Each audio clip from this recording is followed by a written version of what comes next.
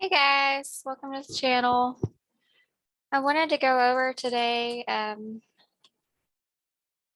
of some signals tracking that I haven't got to go through yet. So I'm going to show you what I have and we'll try to go through it if I can. So here we go.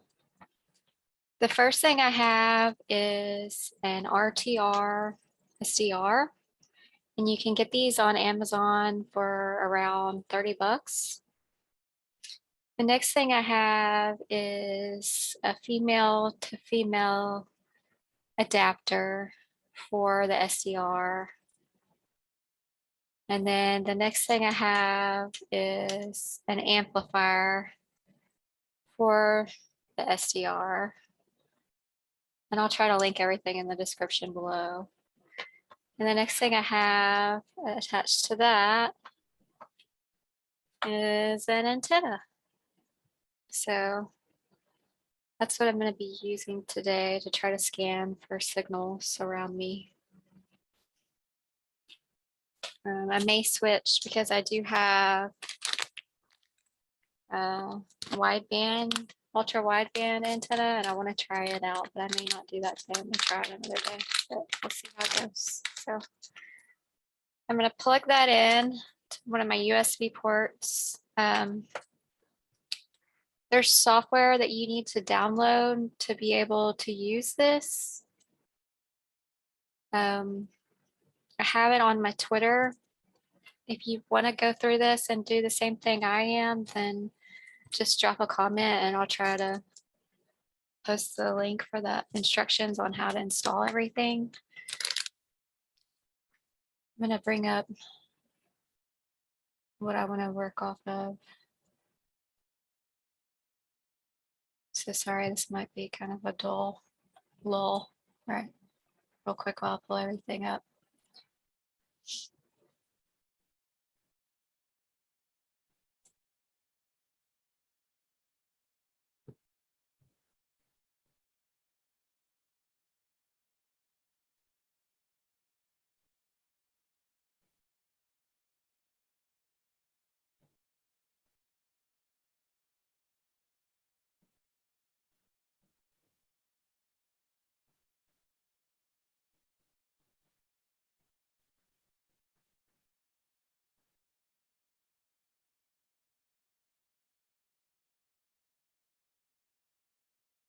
Okay.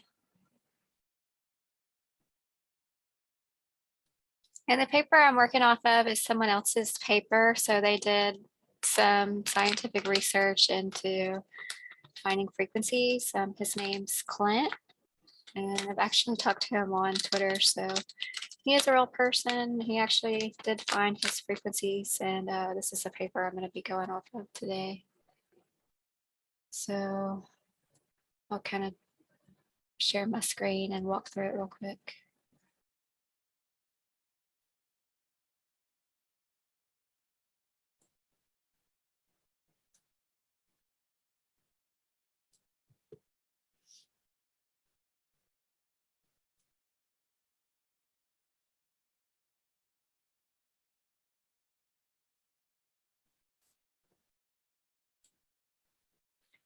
Okay, so the title of the paper is Detection of Frequencies That Could Be Used for Electronic Harassment and Electrosensitivity, and it's by Clint McLean. So it's based on the idea for remote neural monitoring to occur, a signal has to get from the subject to the perpetrator. The only known form of signal that can do this is an electromagnetic signal. According to scientific principles, it should be possible to detect this signal based on the fact that proximity to a detector's antenna would have an effect on the strength of the detected signal. So the signal used for RNM should be detectable. So that's what we're going to be looking for today, is the RNM signal.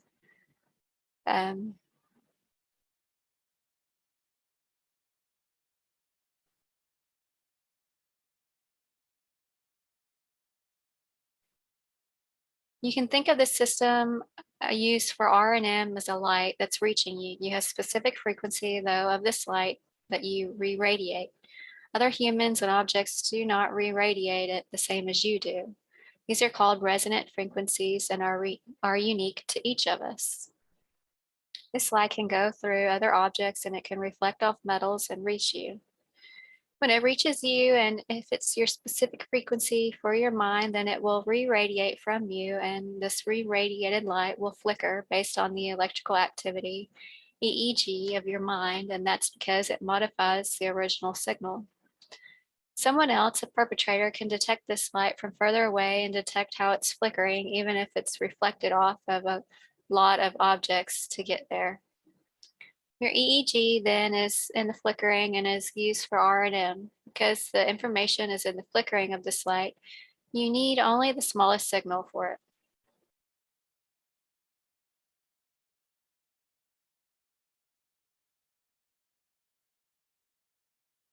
We also know that EEG data can be transmitted with the re-radiated radio wave based on the work by Italian scientist Casamali in the 1920s who achieved remote neural monitoring.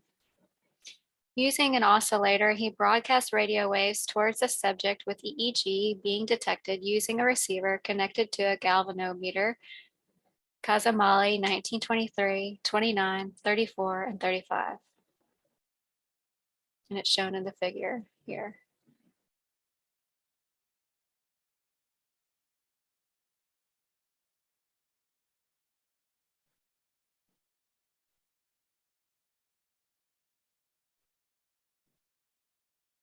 It was remote in that electrodes weren't required to be placed on the subject and the radio waves were transmitted that had been modulated with the EEG data. So anyway, he gives a summary of the basis for his frequency findings. So you can kind of go through that if you want to. What I want to do is walk through how he found his signal and try to replicate it. So that's what I'll be doing today. So RTL SDR software-defined radio spectrum analyzer. To achieve this, an RTL SDR software-defined radio USB device was used as a spectrum analyzer. I wrote code to process data signal strengths for specified frequency ranges provided by an RTL SDR package. Using these signal strengths, the code detects re-radiated energy by determining differences in signal strength when nearer and further from the antenna. So the same principle as the RF energy detector, and that signals will be stronger when nearer the antenna. Although here we're detecting signals of a specific frequency. Of course, finding a signal of a specific frequency is very revealing because it means that you can be affected by that frequency and not others. This is an image of the graphical interface for the code system.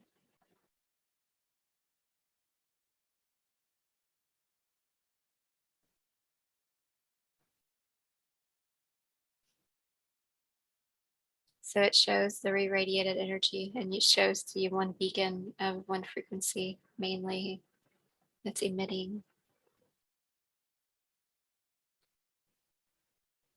So I'm going to open up that code.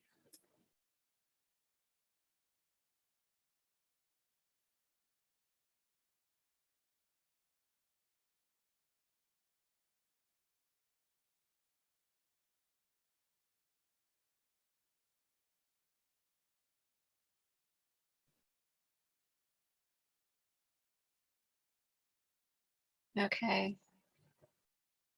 First useful feature of this code is to be able to separately record a near series and far series of data. So the data is recorded when the near antenna and another series of data recorded when further away.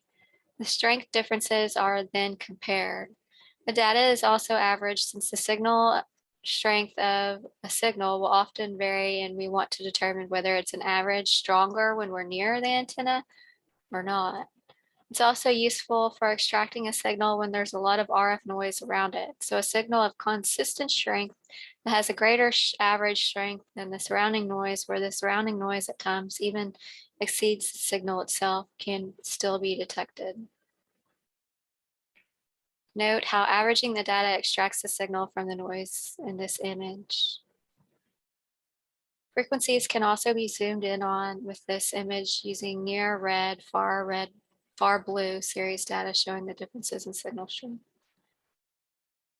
Another important feature is the use of linear values for the spectrum data produced by the SDR. dB decibel units are often used for measuring signal strengths of frequency because it allows very strong signals to be shown on the same graph with very weak signals. However, if we've got a reasonably strong signal and we want to determine the difference in its signal strength when we closer to the antenna, then using linear units will visually show a far greater difference in strength. In this image, the graphs are of the same near and far signal strengths. The increased signal strength of the near signal is a lot clearer, though, using linear units than the logarithmic units.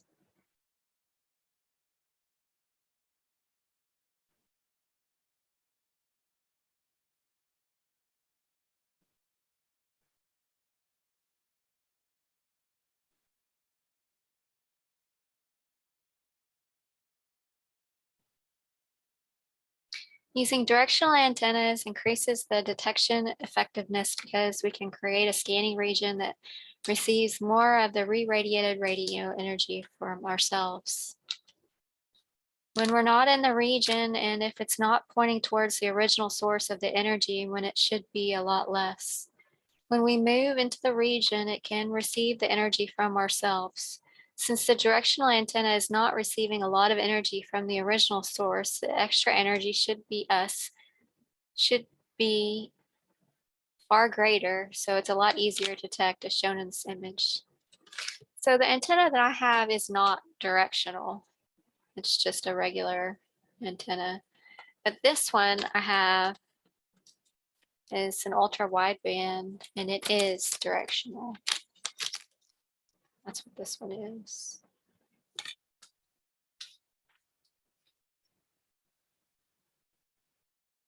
A normal antenna receives electromagnetic energy from all around it, so the extra re-rated energy is not as noticeable. The graphs and the image show the signal strength blue when further away and not in the antenna's scanning region. The red graphs show the increased signal strength with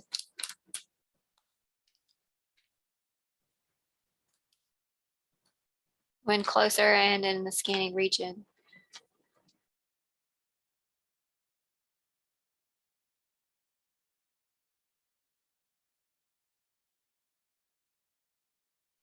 Graphing frequency strength over time allows us to see the immediate effect of proximity on the frequency or frequency range.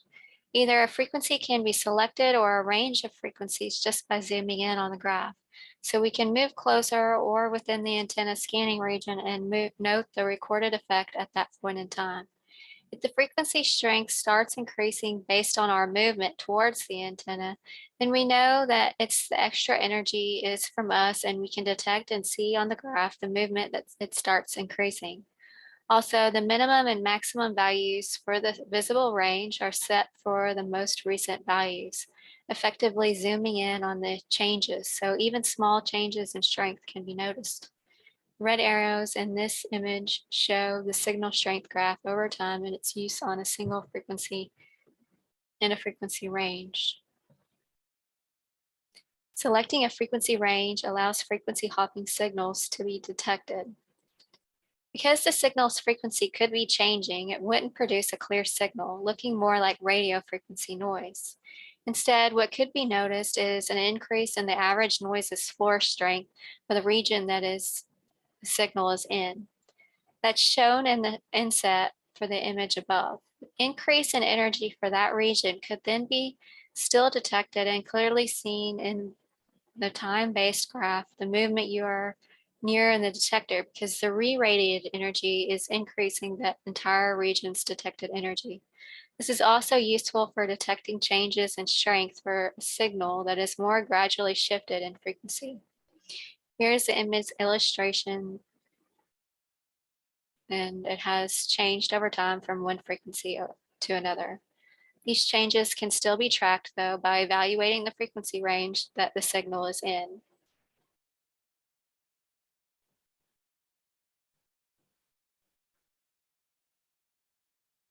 What occurs, though, if the transmitted signal itself is fluctuating, increasing and decreasing in strength, also illustrated in this image with the graph when the near antenna in red being weaker. So when moving nearer the detector, it might not increase the detected energy if transmitted signal itself is getting weaker. Using the gradient of the time-based graph. Since the strength of a frequency of frequencies could be varied by themselves because of transmitter fluctuations and other causes, we need a way of determining the effect of proximity on signal strength changes and not just whether it increases. We want to determine then whether a frequency that is decreasing in strength decreases at a slower rate, or whether an increasing signal strength whether an increasing signal increases at a faster rate when moving closer or within the antenna scanning range. This would prove that we are in fact providing an increase in detected energy from ourselves, even though the frequency strength itself is decreasing or increasing. So to achieve this, we use the gradient of time-based graph. Should the gradient graph increase because of our proximity, then we know that it's the extra re-rated energy from ourselves regardless of what the general trend of the transmitted signal is doing. Here in this image, there is a trend of generally decreasing strength for a frequency range. However, the gradient for this graph shows that it is increasing. It's still negative at negative 9.865, although it is increasing. This means that the descent of the signal strength is slowing.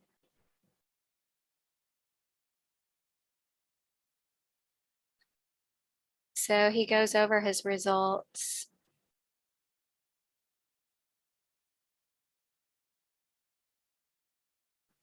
Notice there's essentially no difference in signal strength between the far and near data. The data for both of these experiments is average data from hundreds of samples, so producing an effective measure of signal strength over time. So radio and microwave signals in these frequency ranges won't normally reflect or re-radiate like they do off metal. Yet I have a signal around 434 megahertz that I'm strongly re-radiating. The only frequencies in this ranges that the human body can re-radiate are called resonant frequencies. These could have serious health implications, either unintended as in electrosensitivity or intended as in electronic harassment. This is a time-based waterfall image of the signals that have been detected. So he shows his beacon, the signal. Note that it's pulsed. That is, the signal varies strong in strength from red to green to blue.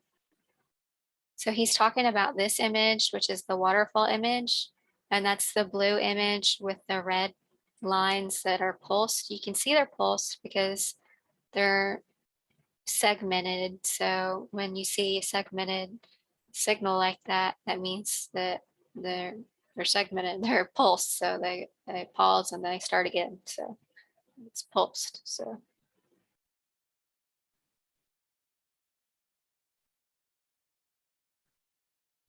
the effect of the microwave radiation on the EEG rhythms depends on the modulation frequency and has non-thermal origin. The effect is stronger at modulation frequencies higher or close to the EEG rhythms frequencies. So a pulse radio wave such as this signal, 434 megahertz, could be a lot more effective.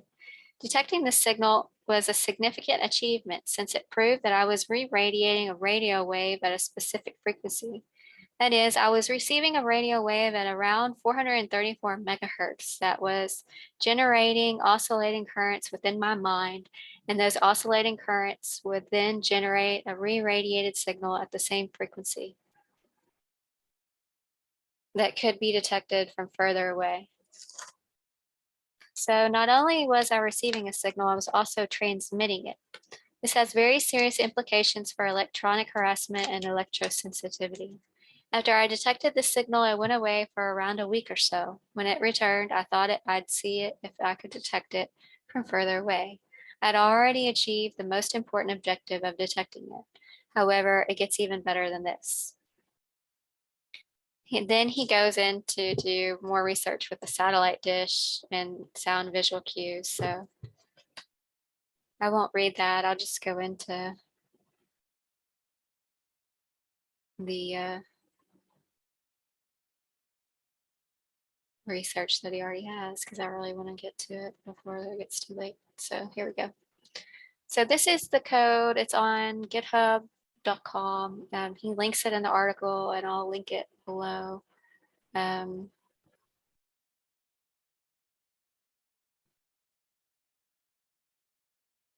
It says SDR spectrum analyzer for detection of re-radiated and emitted radio wave and microenergy from humans.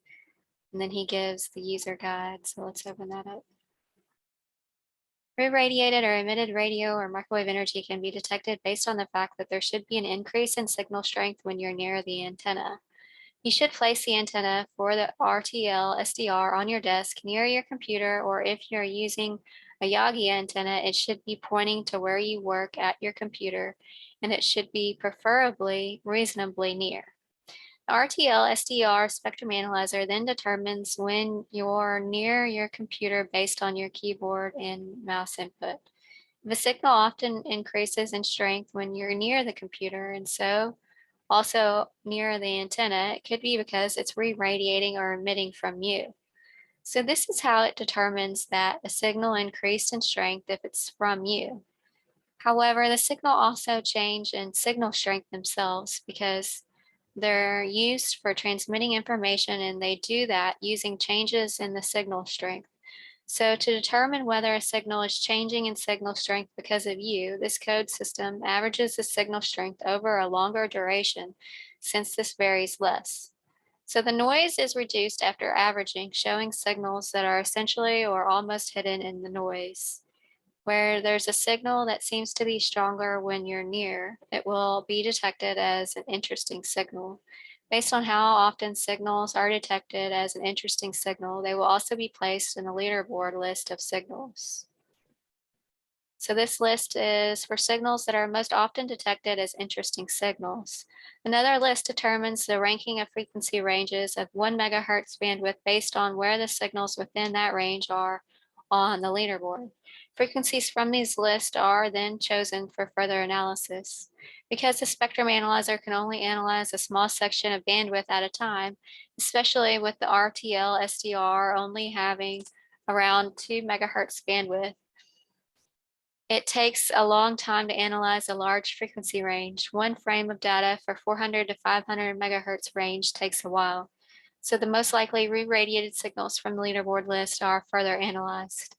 The RTL SDR being set to analyze just the 1 megahertz range that the signal is in. This means that it can get many frames of data in a short duration. It also lets us do what's called a transitional analysis on that frequency range. This is when someone is further away from the computer and then returns.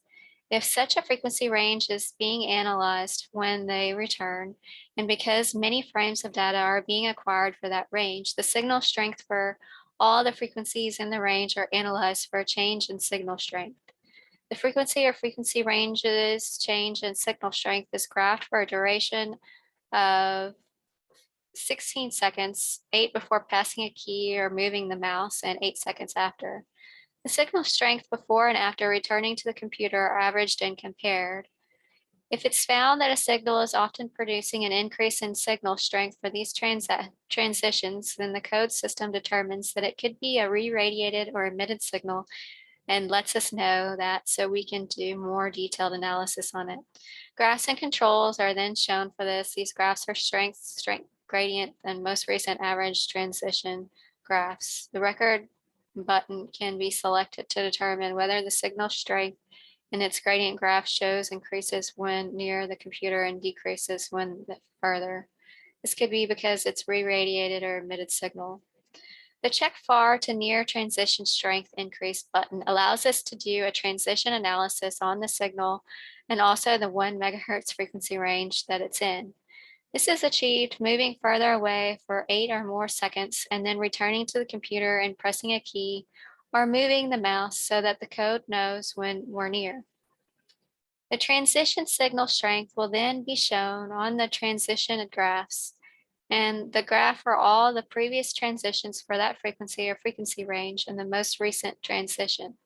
If the transition signal strengths are stronger on the right side, so after you return to the computer and are near the antenna and the percentage increase are greater than 100%, then it could be a re-radiated or emitted signal. Do this and the previous test at least several times to be sure of such signals. You can do this for the frequency and the frequency range using the check frequency and the check frequency range radio buttons. When you close the form, the automated analysis of the original entire specified frequency range will resume. There's a lot of other functionality that this spectrum analyzer code system has. Although this essentially describes the automated system for the detection of re-radiated and emitted signals. If you use this system sufficiently, you should at the very least detect a re-radiated frequency or frequency range because it's a scientific fact that all humans have them. Finding your re-radiated frequency range could be very important for determining how that frequency range is being used and whether there are transmissions that could be causing unintentional electrosensitivity or intentional biological effects. So then he lists the installations instructions. So this has the installation for the RTL SDR, which I already have installed. So I don't have to do that, but if you need to, then pause and install it for your RTL SDR. Next portion is if you get the specified module could not be found error, then you probably also need the Microsoft redistribution package. So he recommends the RTL SDR, which is the one I showed you.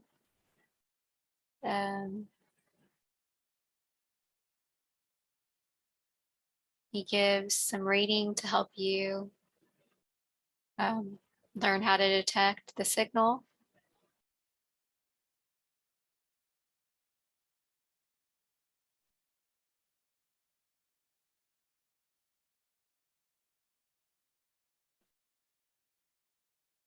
And I guess I'll download the code.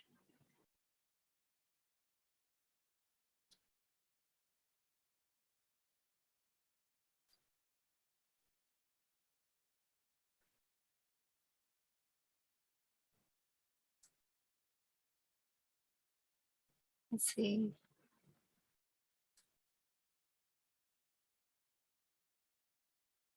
Downloads it. Open file.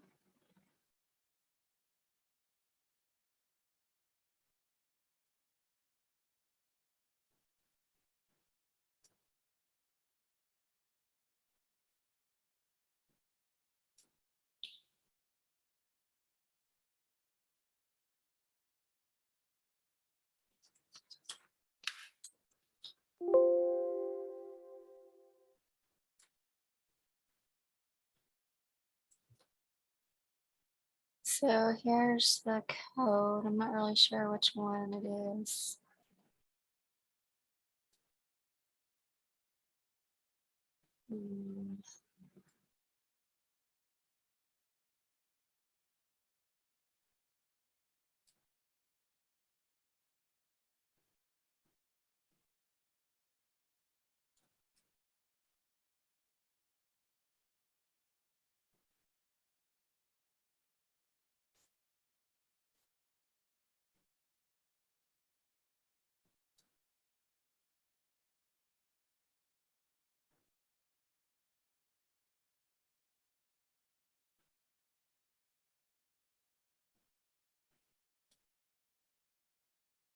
Let's see what it shows.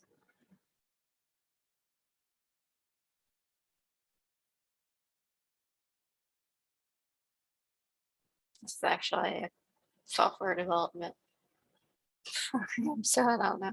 This isn't, run it. This is just going to show me what the code is. So yeah. I'm wondering like where the software that he's running is, like, because it doesn't say in his outline. There's so many different files here. Which one we're supposed to be running?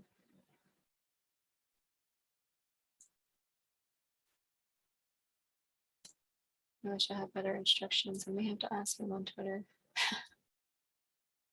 Okay, read me installation instructions. So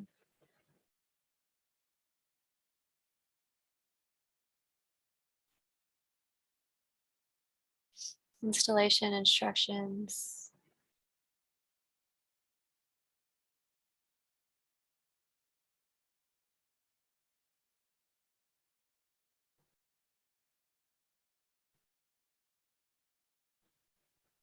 Okay, so it's the Google Drive. It's the user guide.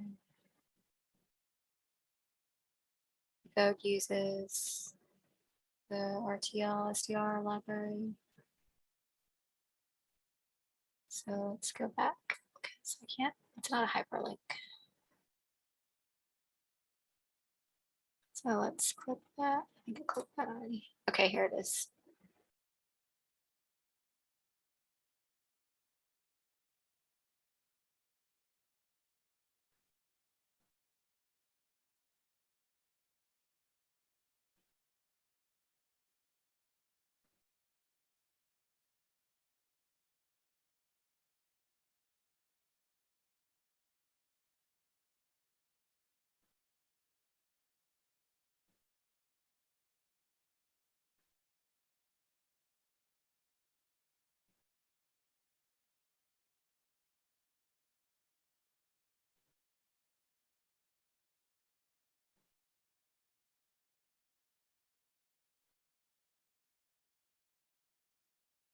It isn't really telling me what I need to download.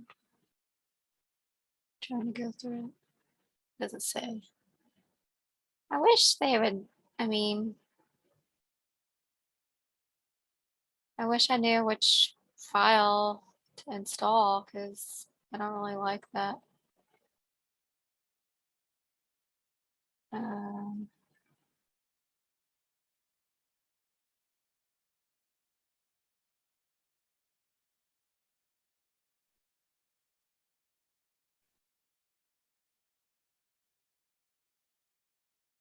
Here it is.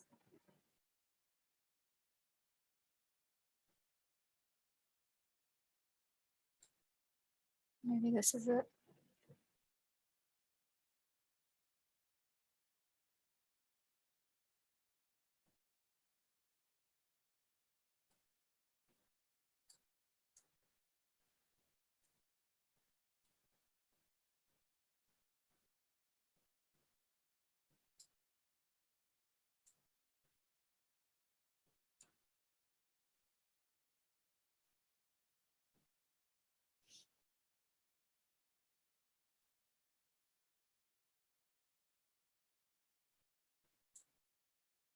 Grief.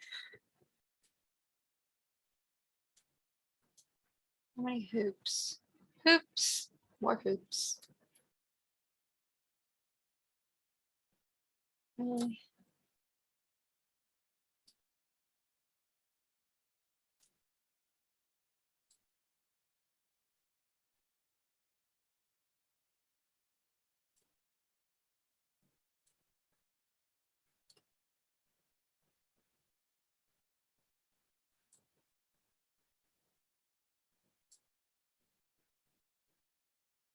Still downloading, I guess.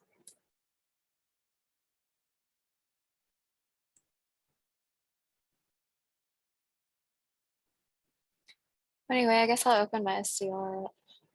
Let's see.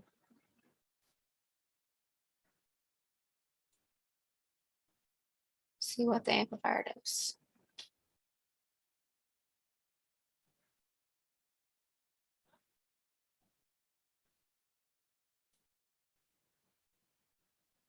I'm gonna end it here, guys. I'll be back with another video in the next one.